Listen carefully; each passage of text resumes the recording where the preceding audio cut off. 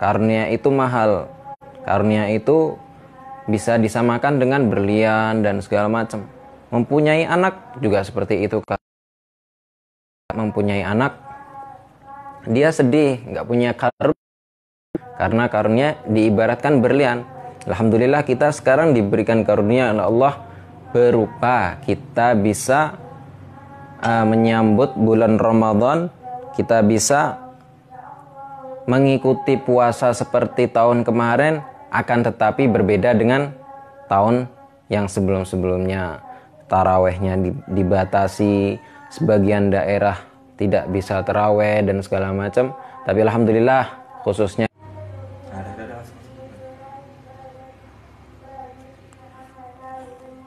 alhamdulillah kedua kalinya salawat serta salam marilah kita sanjungkan kepada keharibaan Nabi besar Nabi Muhammad SAW. Semoga kita diakui selaku umat Nabi Muhammad, dan semoga kita dijadikan umat Nabi Muhammad, yakni umat yang terbaik untuk khair ukhrijat linnas. Umat Nabi Muhammad itu adalah umat yang paling terbaik. Sebab Nabi Muhammad adalah nabi yang terbaik. Bukan berarti nabi-nabi yang lain gak baik, bukan. Nah, dalam nahwu itu isim tafdil namanya.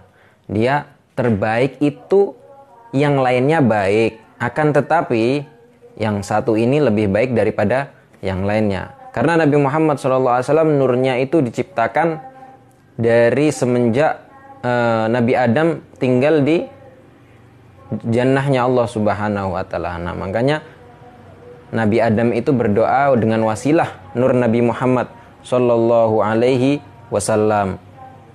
Nah, alhamdulillah kita namanya bertemu kembali di majelis, meskipun yang lainnya masih ada kesibukan. Mas Oji masih Nina Bobo anaknya, Bang Rizal masih bekerja seperti biasanya, cuman Bang Rodi yang masih stay. Alhamdulillah kita melanjutkan kajian hadis arba'in yang nomor 4. Yang nomor 4 ini bunyinya an Abi Abdurrahman Abdullah bin Mas'ud radhiyallahu anhuma qala haddatsana Rasulullah sallallahu alaihi wasallam wa huwa shadiqul masduq inna ahadakum yujma'u khalquhu fi batni ummihi 40 yawman nutfah thumma yakunu 'alaqatan mithla dhalik thumma yakunu mudghatan ahadakum la ya'malu bi'amali ahli jannah hatta ma yakuna bainahu wa baina illa dhira fayasbiqu 'alal kitab fayamalu bi'amali ahlin nar fayadkhuluha wa inna ahadakum la ya'malu bi'amali ahlin nar hatta ma yainahu wa fayasbiqu 'alal kitab fayamalu bi'amali jannah fayadkhuluha. Rawal Bukhari Muslim. Nah, hadis ini adalah membahas tentang awal mula. Nah, awal mula manusia diciptakan. Hadis ini membahas seperti itu. Yang penjelasannya Rasulullah. Nah, Rasulullah itu kepada para sahabatnya, hadats Rasulullah.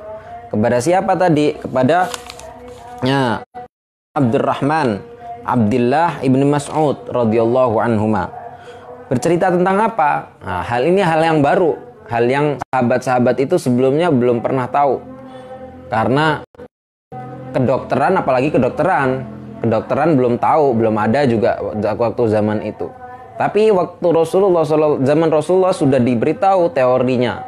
Nah, makanya sekarang ilmu kedokteran saking amanahnya, makanya dari peristiwa tersebut Rasul mendapatkan gelar Al-Amin. Nah, Al-Masduq yang dibenarkan. Nah, Rasul itu menyampaikan semuanya itu dibenarkan oleh menyampaikan wahyu dari Allah Subhanahu wa Ta'ala. Itu yang pertama membenarkan dengan keislaman, datangnya Islam itu siapa? Sayyidina Abu Bakar As-Siddiq.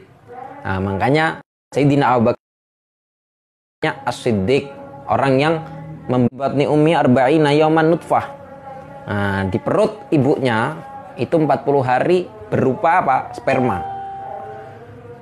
Berupa sperma di perut ibunya selama berapa? Selama 40 hari. Nah, setelah itu menjadi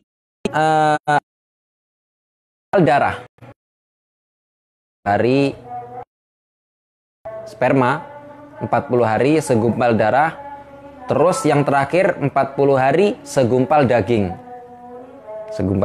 Makanya genap 120 hari. Ya. Genap 120 hari. Nah, itu pembentukan rupa janin tersebut. Jasadnya tetap ada, ruhnya pergi. Ruhnya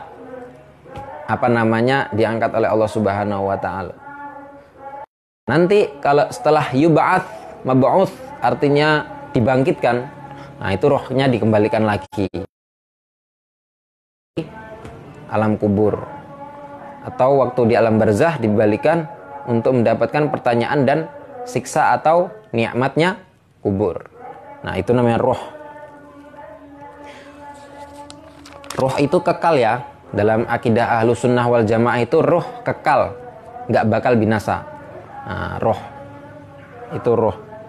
Wa yu'maru, dan malaikat itu diperintahkan, yu'mar fi'il majhul ini, diperintahkan untuk apa? Diperintahkan sama siapa? Sama Allah untuk bi'arba'i kalimatin, menyuruh 4 kalimat, menuliskan 4 perkara. Apa yang pertama itu? Rizkihi, bikatbi rizkihi, ditentukan rizkinya lancar apa enggaknya, rizkinya seperti apa, itu ditentukan pada setelah 120 hari setelah meniup ruh. Wa ajalihi, ajal. Nah, kalau masalah ajal ini urusan Allah Subhanahu wa taala, itu urusan ajal. Ajal itulah yastaqdimun wala yastakhirun, enggak bisa dimajukan juga enggak bisa dimundurkan. Nah, itu namanya ajal. Makanya kita enggak bisa mendahulukan kematian atau mundur dari kematian dan segala macam. Nah, itu nggak bisa kita. Wa amalihi, menulis rezekinya seperti apa, ajalihi, ajalnya kapan meninggalnya, kapan matinya, meninggalnya di mana. Nah, itu tuliskan. Terus amalnya itu nanti syakiyun au sa'idun, dia bangga durhaka sama Allah apa enggak. Nah, itu ditentukan nanti. Nah, di sini disebutkan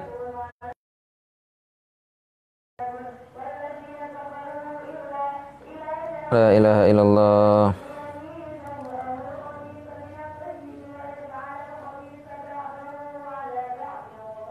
Rasulullah dalam riwayat hadis, Rasulullah itu waktu jalan-jalan keluar rumah, terus beliau jalan-jalan bersama para sahabat di tepi kota Madinah. Langsung Rasul bersabda, nah, seperti inilah kalian dikembalikan pada asal kalian. Nah, makanya asal manusia itu adalah atin, tanah.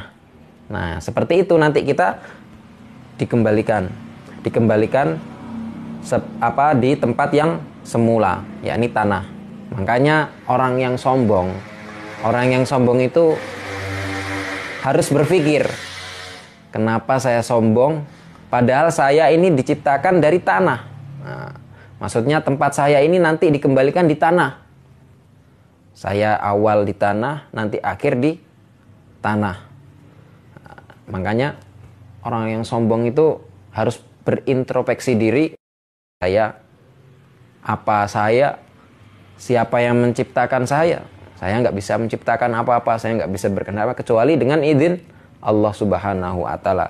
Nah, makanya tanah itu adalah tempat kita nanti kembali itu. Nah, konon ada cerita Nabi Sulaiman. Nah, pada saat zamannya Nabi Sulaiman ini ada seorang seperti ini. Seseorang didatangi oleh sesosok makhluk yang menakutkan, dipelototi seorang ini. Namanya si fulan dipelototi sama makhluk ini. Langsung fulan mengadu kepada Nabi Sulaiman, wahai Nabi Sulaiman, kenapa orang ini melototi saya? Saya takut, ngeri. Terus orang ini bilang, oleh karena itu Nabi Sulaiman, tolong usir saya, tolong kirim angin untuk saya sampai ke India. Nah, sampai di India. Awalnya sama Nabi Sulaiman di ACC diterima, terus dikirim angin, karena Nabi Sulaiman ini mukjizatnya banyak ya, bisa berbicara dengan namlah, semut atau hewan-hewan yang lainnya dan segala macam. Nah, sama angin dibawa sampai India si fulan ini. Nah, terus sampai India dicabut nyawanya oleh Allah Subhanahu wa taala. Karena malaikat ini diperintahkan oleh Allah Subhanahu wa taala, malaikat pencabut nyawa ini untuk mencabut si fulan ini di negeri India. Makanya di tempat Nabi Sulaiman nggak bisa dicabut karena diperintahnya di India. Dengan perantara itu langsung dicabut orang itu. Nah, makanya disebutkan seperti itu.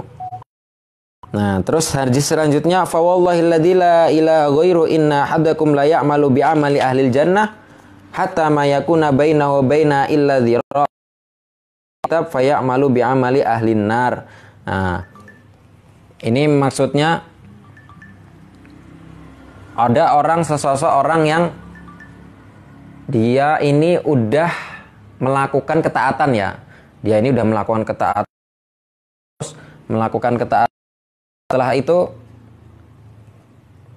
dia ini akhir hayatnya naudzubillah bermaksiat, atau kehidupannya dia taat sama Allah, tidak taat sama Allah, durhaka sama Allah, terus berdurhaka, bermaksiat. Hayatnya dia melakukan perbuatan ahlu surga, maka dia masuk surga. Nah, makanya kita nggak bisa memastikan nanti kita mau masuk surga ataupun. Nah, terus ya udah dong kalau kayak gitu kita nggak usah beribadah aja. Orang kita nggak tahu nanti masuk surga apa neraka. Kalau masuk surga, kalau masuk neraka, mending dari sekarang kita bermaksiat. Nah, bukan seperti itu. Dia dapat surganya Allah, tapi dia kesehariannya nggak berbakti sama Allah. Jadi, contohnya tukang-tukang sihir Fir'aun. Tukang-tukang sihir Fir'aun ini dia membantu Fir'aun dalam bentuk sihir. Tapi pada hayatnya dia bersyahadat, mengakui Allah sebagai Tuhannya, dia mendapatkan surga. Terus yang ketiga itu diciptakan Allah tidak untuk dia enggak, tapi dia dapat surga. Nah, ini enak ini. Enggak berharap seperti ini. Kita berharapnya yang pertama. Nah, seperti orang kafir, dia bermaksiat kehidupannya, tapi akhir hayatnya saya menangis bukan karena dosa saya. Saya menangis bukan karena dosa saya. Saya takut nanti akhir saya waktu saya sakaratul maut, waktu saya mau dicabut nyawanya, itu saya nanti dalam keadaan iman apa kafir. Saya takut seperti itu. Seandainya saya ini nanti tahu, seandainya ini ya, saya tahu nanti mati saya ini dalam keadaan mukmin, maka saya ini saya ini ya udah nggak ngurus. Seorang yang beribadah pada Allah Subhanahu wa taala, tekun dia dalam beribadah. Nah, ada malaikat yang nyeletus, orang itu pasti masuk surga, umurnya panjang tapi digunakan untuk taat sama Allah. Nah, dijawab sama Allah Subhanahu wa taala, dia nggak pasti masuk surga. Saya yang lebih tahu daripada kalian semua. Itu kata Allah Subhanahu wa taala. Tapi nanti dia akhirnya adalah mati dalam keadaan kafir. Padahal orang ini udah 220 tahun dalam riwayat beribadah sama Allah, taat sama Allah. Nah, peristiwanya seperti apa kok dia masuk kafir? Dia ini jadi kafir meninggalnya. Peristiwanya seperti ini. Waktu dia beribadah, dia didatangi oleh iblis. Didatangi oleh setan, digoda dia. Kamu mau nggak ibadah kamu itu lebih lezat? Nah, lebih lezat, lebih nikmat ibadah kamu. Mau gitu. Oleh karena itu dia khalwat berdua dengan iblis ini, makanya kamu ibadahnya di sendirian biar nikmat. Dia ibadah sendirian ditemani iblis ini. Iblis ini nggak makan, nggak ini, nggak itu, nggak segala macam. Dia heran, kenapa iblis seperti itu? Dia heran. Akhirnya dia mengikuti arahan iblis, dia mengikuti perkataan iblis. Wahai iblis, kok kamu nikmat sih kalau beribadah gitu? Iblis ini kan nyamar. Iya, kamu nikmat kayak aku. Ya, makanya kamu berbuat dosa dulu, kata iblis seperti itu. Nah, nanti setelah berbuat dosa kamu menyesal. Nah, di saat itu kamu nikmat ibadahnya. Kamu tobat, kamu mohon sama Allah, kamu nangis. Di saat itu kamu nikmat ibadahnya. Kata iblis seperti itu. Nah, setelah itu terus apa? Kata Abu Rusaisa ini ya, seorang yang alim dan ahli ibadah dan mempunyai 60.000 santri, pengikut maksudnya. Nah, kata dia tanya, apa iblis yang saya perbuat? Ya, kamu ini aja. Kamu berzina, terus kamu mabok. Kata Bursaisa ini, enggak iblis, saya enggak mau kayak gitu, itu dosa sangat berat itu. Kata Bursaisa ini. Nah, akhirnya ya udah, jangan dosa berat. Kamu nyicipin arak aja gitu, nyicipin gitu. Nyicipin minuman keras. Oh ya udah enggak apa-apa lah kalau nyicipin aja gitu, sedikit pikirinnya. Akhirnya terus dia minta kasih tahu di mana yang jual arak. Dia minta kasih tahu yang jual arak. Setelah itu dikasih tahu sama iblis di desa ini. Dia pergi di desa ini, dia membeli arak, beli sama perempuan. Arak sampai ketagihan, sampai mabok, sampai candu. Akhirnya dia apa? Langkah selanjutnya dia nggak sadarkan mabok, dia memperkosa sang penjual arak ini. Nah, setelah dia memperkosa, suaminya datang dan akhirnya apa? Karena dia takut nanti dihajar sama suaminya, makanya dia bunuh suaminya. Nah, lengkap. Jebakan iblis lengkap. Jadi jebakan iblis ini lengkap.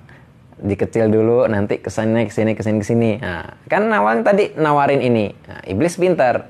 Ya udah dikasih yang kecil dulu. Pintar, disuruh minum arak, suruh nyicipin bahasanya. Nyicipin, akhirnya apa? Candu, sampai minum banyak, mabok, hilang akal, memperkosa. Nah, setelah memperkosa, membunuh. Nah, dan akhirnya dia dibawa ke polisi. Setelah itu dia dihukum cambuk ini segala macam, dan akhirnya dia mau dihukum salib karena dia telah membunuh tadi. Nah, dia telah membunuh tadi. Setelah itu dibisikin lagi sama iblis, kamu kayak gini mau nggak yang ini? Tak ringanin lagi gitu, biar nggak disalib. Apa? Kamu nyembah aku, kata iblis seperti itu. Kamu nyembah aku. Akhirnya apa? Akhirnya dia nunduk. Ya udah, bagaimana cara menyembahnya? Islam, dan dia mendapatkan tempat yang an-nar.